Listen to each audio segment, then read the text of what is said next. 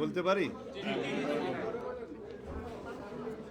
আজকে নির্ধারিত আলোচনার জন্য তিনটা বিষয় ছিল আমাদের টেবিলে। একটা হচ্ছে প্রধানমন্ত্রীর মেয়াদ, দ্বিতীয় হচ্ছে সংবিধানের মূলনীতি সংক্রান্ত, আর তৃতীয় বিষয়টা আলোচনা হয় নাই, সেটা হচ্ছে নির্বাচনী এলাকা নির্ধারণের জন্য, মানে ডিলিমিটেশন প্রসেসের জন্য আলাদা একটা অথরিটি গঠনের বিষয় আলোচনায় ছিল। এটা আজকে আলোচনা হয় নাই। প্রথম যে বিষয়টা প্রধানমন্ত্রীর মেয়াদ সংক্রান্ত, আপনারা মনে হয় যেটা লাইভ টেলিকাস্ট করা হয়েছে ওখান থেকে অনেক আলোচনা নিশ্চয়ই আপনারা শুনেছেন, কিন্তু শেষ পর্যন্ত এটাও সিদ্ধান্তে আসা যায়নি। তবে আমরা আমাদের যার যার মতামত ব্যক্ত করেছি, আমাদের দলের পক্ষ থেকে যে মতামতটা ছিল, আমরা লিখিত প্রস্তাবে এবং আমাদের 31 দফার মধ্যে লিখিত প্রস্তাবের মধ্যে যা ছিল সেটা আমরা পুনরুল্লেখ করেছি। অর্থাৎ কোনো ব্যক্তি পরপর 2 মেয়াদের বেশি প্রধানমন্ত্রীর পদে থাকতে পারবেন না। সেটা আমরা বলেছিলাম, এটা যে not more than 2 consecutive terms. এখানে মেয়াদটা নিয়ে সবসময় বিভিন্ন রকমের ব্যাখ্যা এসছে এবং কারো কারো প্রস্তাবের মধ্যে 2 বার এসছে, কারো কারো এই বারের ক্ষেত্রে একটা ব্যাখ্যা হচ্ছে যদি একজন ব্যক্তি প্রধানমন্ত্রী হিসাবে একবারের জন্য, সাপোজ 3 মাস মেয়াদের জন্য প্রধানমন্ত্রী হলেন, 3 মাস পরে মেজরিটি পার্টি আরেকজনকে প্রধানমন্ত্রী করলেন, তারপরে হয়তো আগের জন আবার প্রধানমন্ত্রী হলেন, তাহলে তার 2 বার পূরণ হয়ে যায়। এই 2 বার বা 3 বার 5 বারও 1 বছরের ভিতরে কেউ প্রধানমন্ত্রী হতে পারেন। সুতরাং বার নিয়ে এই ব্যাখ্যাটা সঙ্গত কারণে যথেষ্ট নয়। আর মেয়াদের ক্ষেত্রে আমরা যে মেয়াদের কথাটা মাথায় রেখে এই প্রস্তাবটা করেছিলাম, সেটা হচ্ছে সাধারণত ধরে নেওয়া হয় সংসদের মেয়াদ যেহেতু 5 বছর নির্ধারিত, এবং 5 বছর সেই সংসদ বহাল থাকবে কিনা সেটা সংসদের উপরে নির্ভর করে। সেটা 2 বছর পরেও ডিজলভ হতে পারে বা 4.5 বছর পরেও ডিজলভ হতে পারে, মেয়াদ ওখানে শেষ হয়। কিন্তু আমাদের এখানে সংবিধানে উল্লেখ আছে যে সংসদ 5 বছর মেয়াদি। সেই হিসাবটা মাথায় রেখে আমরা পরপর 2 বারের বেশি 2 মেয়াদের বেশি প্রধানমন্ত্রী যে কোনো ব্যক্তি হতে পারবে না, সেটা আমরা প্রস্তাব দিয়েছিলাম। কিন্তু এখানে অনেক ব্যাখ্যা আছে। পরপর একই ব্যক্তি 2 বারের বেশি প্রধানমন্ত্রী হবেন না, তার মানে এখানে বিভিন্ন ক্ষেত্রে ব্যাখ্যা এসছে যে পরপর 3 বার হবেন না, সেটাও ঠিক। এবং পরপর 2 মেয়াদের পরে গ্যাপ দিয়ে যদি সেই একই পার্টি অথবা জোট ম্যান্ডেট পায়, তখন তারা একই ব্যক্তিকে আবার প্রধানমন্ত্রী হিসেবে নির্বাচিত করতে পারেন, সেরকম ব্যাখ্যা আছে। এটাও ভ্যালিড ব্যাখ্যা। তা আমি একটা প্রস্তাব করেছিলাম যে আমরা মেয়াদ এবং বার এই বিতর্কে না থেকে সর্বোচ্চ এক ব্যক্তি লাইফ টাইমে কত বছরের জন্য প্রধানমন্ত্রীত্বে বহাল থাকতে পারবেন বা হতে পারবেন, 3 বারে হোক, 3 মেয়াদে হোক, 4 মেয়াদে হোক, কিন্তু সর্বোচ্চ বছরটা যদি আমরা এখানে উল্লেখ করতে পারি যে একজন লোক লাইফ টাইমে এত বছরের বেশি প্রধানমন্ত্রী থাকতে পারবেন না। এইটা স্পেসিফিক আমি কোনো বৎসরের উল্লেখ করি নাই, কারণ সেইটা ডিসাইড করার ক্ষমতা এককভাবে আমার দলের পক্ষ থেকে আমার নেই। যদি হাউস ডিসাইড করে একটা মেয়াদ, সাপোজ 10 বছরের জন্য ডিসাইড করলো একজন ব্যক্তি সর্বোচ্চ জীবদ্দশায় 10 বছরের বেশি প্রধানমন্ত্রিত্ব বুক করতে পারবেন না বা ওই পদে থাকতে পারবেন না, তখন আমি বলেছি, এরকম একটা আলোচনা ওখানে এসছে, তখন আমি বলছি এটা আমার প্রস্তাব নয়, তবে যদি হাউসে এটা ডিসাইড হয় সেটা আমাকে আমার দলীয় ফোরামে আলোচনা করতে হবে। কিন্তু এর সাথে আমি কয়েকটা বিষয় বলেছি যে প্রধানমন্ত্রীত্বের মেয়াদ যদি এখানে আপনারা নির্ধারণ করে একমতে আসেন, তবে তার সাথে এনসিসির আলাপটা একই সাথে আনতে হবে। ন্যাশনাল কনস্টিটিউশন কাউন্সিলের যদি প্রধানমন্ত্রীর এখতিয়ারভুক্ত সমস্ত জিনিস যদি একটা অথরিটি পাওয়ার ফাংশন দিয়ে এনসিসি গঠন করা হয়, তার সাথে আমরা একমত হতে পারবো না। তারপরে যদি আপার হাউসের প্রশ্নটা আসে, আপার হাউসে যদি প্রপোর্শনেট ইলেকশনের কথা এখানে বলা আছে যে অনুপাত ভিত্তিক, তখন আপার হাউসে একটা বিল, জেনারেল বিল পাস হতেও 50% মেজরিটি লাগবে।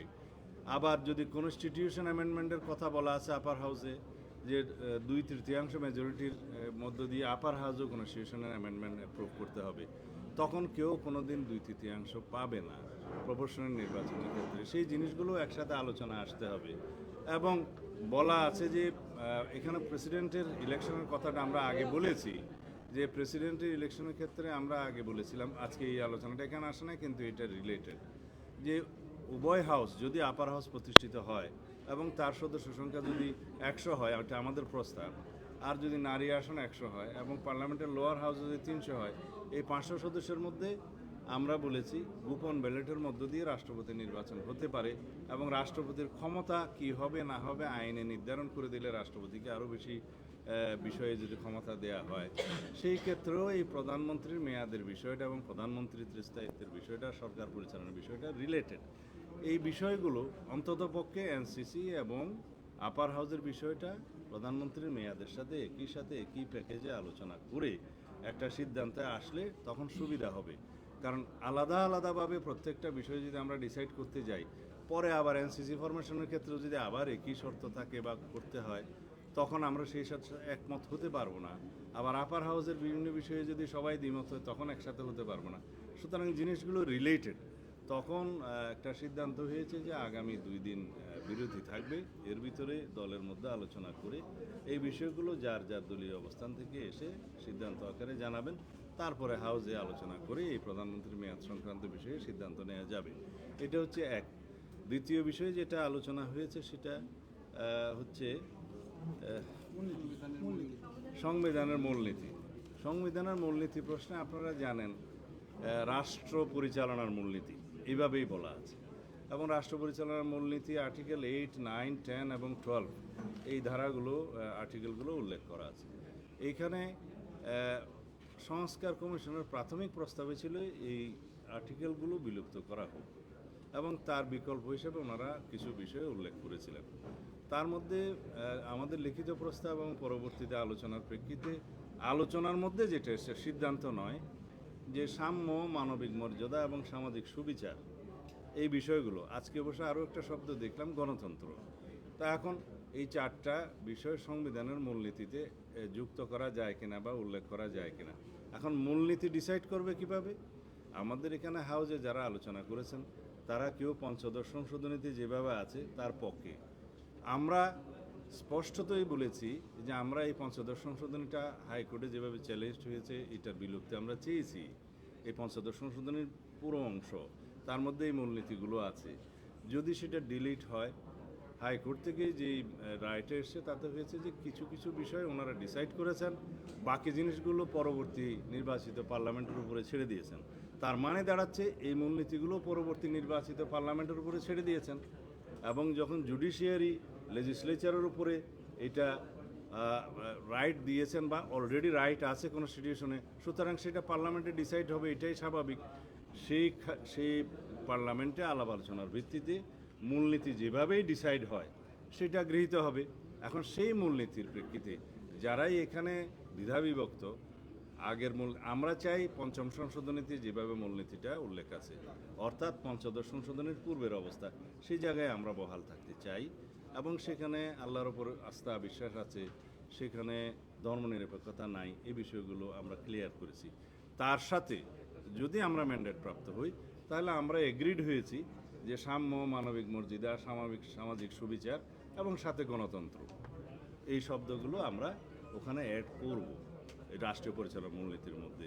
কিন্তু এখানে যথেষ্ট বিতর্ক হয়েছে যে এইগুলো সংযুক্ত হবে না, উল্লেখিত হবে, আগের মূলনীতি বহাল থাকবে না, পঞ্চম সংশোধনীটা মূলনীতি বহাল থাকবে, এই বিষয়ে বিস্তর আলোচনার পরেও একমত হওয়া যায়নি।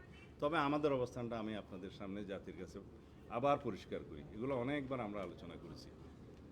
আমরা সংবিধানের মূলনীতি প্রশ্নে পঞ্চম সংশোধনীতে যেভাবে গৃহীত হয়েছে সেই জায়গায় আছি। ওখানে বিসমিল্লাহির রহমানির রহিম আছে, ওখানে মহান আল্লাহর উপর আস্থা এবং বিশ্বাস আছে, ওখানে ধর্মনিরপেক্ষতা নেই। আমরা সেই প্রস্তাবনার বিষয়ে এখানে আসছে না, তারপরে এটা প্রস্তাবনারও কিন্তু অংশ বললাম, রাষ্ট্র পরিচালনা মূলনীতির মধ্যেও এগুলো এসছে। তো সুতরাং আমরা পঞ্চম সংশোধনীতে গৃহীত সেই সমস্ত প্রস্তাবের সাথে একমত এবং পঞ্চদশ সংশোধনীর পূর্বের অবস্থা, অর্থাৎ পঞ্চদশ সংশোধনীর যেটা আছে সেটা আমরা মানি না। এখন তার সাথে আমরা যুক্ত করব এই চারটা শব্দ। তো অনেক আলোচনা এসছে, একটা আর্টিকেলে উল্লেখই আছে গণতন্ত্র এবং মানবাধিকার প্রশ্ন, এখানে রাষ্ট্রমূলনীতির পরিচালনার মধ্যে আপনারা পাবেন, এইটা আপনারা পাবেন আর্টিকেল 11-এ। সেটা যেহেতু গণতন্ত্র এবং মানবাধিকার উল্লেখ আছে, আবারও গণতন্ত্র শব্দটা রাখতে হবে।